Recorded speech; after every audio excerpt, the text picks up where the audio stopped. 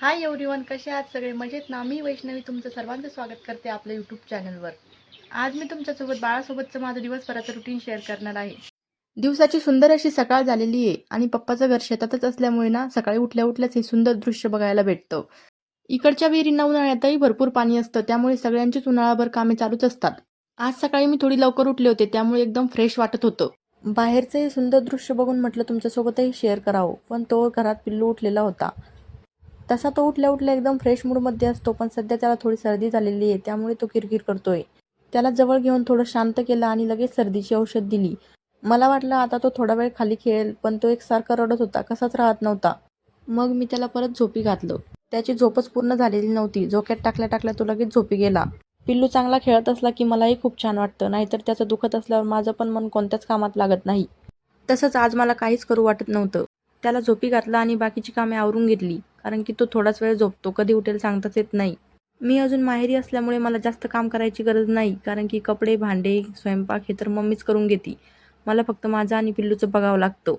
पण तरी आमच्या दोघांचं कामसुद्धा कधी कधी मम्मीला करावं लागतं, कारण की पिल्लू मला काहीच करू देत नाही. तो जास्त रडत नाही, पण जेव्हा तो जागी असतो ना, तेव्हा त्याच्याजवळ एक माणूस बसलेला लागतो, नाहीतर तो लगेच रडतो. पिल्लू झोपलेला असला की माझ्याकडून जेवढी होईल तेवढी कामे तर मी करतच असते. इथला सगळा पसारा आवरला आणि अंघोळ करून घेतली. पिल्लूला बघता बघता काम आवरायला ना मला खूप उशीर होतो. नंतर व्यवस्थित स्किन केअर वगैरे करून घेतलं. आता धावपळ तर खूप होते, पण तरीही मी स्वतःकडे कधीच दुर्लक्ष करत नाही. सगळं अगदी पहिल्यासारखंच फॉलो करते, कारण की स्वतःकडे बघूनच आपल्याला एनर्जी भेटत असते.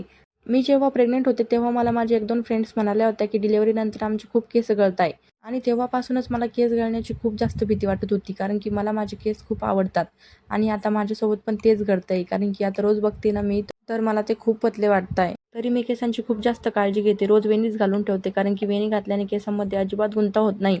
आणि मोकळे जर सोडले तर त्यामध्ये खूप जास्त गुंता होतो, आणि एकदा जर गुंता झाला ना तर मला तो गुंता सोडायला खूप जास्त कंटाळा येतो.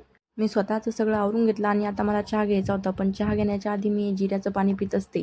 मी मागच्या एका शॉर्ट व्हिडिओमध्ये सांगितलं होतं की आता मी हे रोज घेते. हे पाणी उपाशी पोटी पिण्याचे खूप जास्त फायदे आहेत. सुरुवातीला मला एकच तरी लागत होतं, पिऊ वाटत नव्हतं, पण आता सवय झाल्यामुळे काहीच वाटत नाही. ब्रश केल्यानंतर, चहा घेण्याच्या आधी किंवा काही खाण्याआधी मी हे पाणी घेते. यामुळे जेवण पण व्यवस्थित पचन होतं आणि आपलं शरीर पण एकदम हलकं राहतं. माझं सगळं आवरून झालेलं होतं आणि आता पिल्लू पण झोपेतून उठलेला होता. मग आम्हाला त्याची मालिश करायची होती आणि अंघोळ घालायची होती. त्याची व्यवस्थित झोप झाली की तो अजिबात चिडचिड करत नाही, आणि मग तो झोपल्यावर मी जेवण केलं आणि जेवण झाल्यानंतर मीही थोडा आराम करत असते. आणि मला त्याचं 3 महिन्याचं फोटोशूट करायचं होतं. मी इन्स्टावरती एक रील बऱ्याच दिवसांनी सेव्ह करून ठेवली होती आणि मला पिल्लूचं फोटोशूट अगदी तसंच करायचं होतं. तसं तर हे फोटोशूट रामनवमीच्या दिवशीच व्हायला हवं होतं, पण त्या दिवशी आम्ही पिल्लूला घेऊन हॉस्पिटलला गेलो होतो आणि तिकडेच आमचा सगळा दिवस निघून गेला. मग त्या दिवशी ते कॅन्सल झालं आणि म्हटलं आज ते करू, कारण की एरवी पण आज तो 3 महिन्याचा झालेला आहे. असं काहीतरी नवीन करायचं म्हणजे ना, मी एकटी नसते राहत. माझ्यासोबत माझ्या भावांची मुले असतात, कारण की त्यांना नवीन काहीतरी करायला खूप जास्त आवडतं, आणि त्यातल्या त्यात ते पिल्लूबद्दल म्हटल्यावर त्यांचा आनंदच वेगळा असतो. आम्हाला पिल्लू उठायच्या आधी हे सगळं तयार करून ठेवायचं होतं. तो कधी उठेल हे सांगता येत नव्हतं, त्यामुळे आम्ही पटपट तयारीला लागलो. सुरुवातीलाच आम्ही पिंपळांच्या पानावर रामाचं नाव लिहून घेतलं होतं. पिल्लूचं फोटोशूट करायचं म्हणजे माझा पूर्ण दिवस त्यातच निघून जातो. तसं फोटोशूट सिंपलच केलं होतं, त्याला जास्त काही वेळ लागला नाही. सगळं खूप लवकर आवरलं, पण पिल्लू अजून झोपलेलाच होता. मी पिल्लूला मस्त असं तयार केलं. त्याला मी आज केशरी धोती घातलेली होती. एकदम रामासारखं तयार करायचं होतं मला त्याला. त्याच्या हातात आणि गळ्यात माळा घालून घेतल्या, आणि आज मला त्याला थोडा वेगळ्या पद्धतीने गंध लावायचा होता. पण तो एकसारखी हालचाल करत होता, शांतच बसत नव्हता. मग मी शेवटी काजळाचाच गंध लावला आणि त्याला तयार केलं. म्हटलं तो रडायच्या आत जेवढे होईल तेवढे फोटो आपण क्लिक करून घेऊया, आणि लगेच त्याला त्या पानांच्या मध्ये ठेवलं.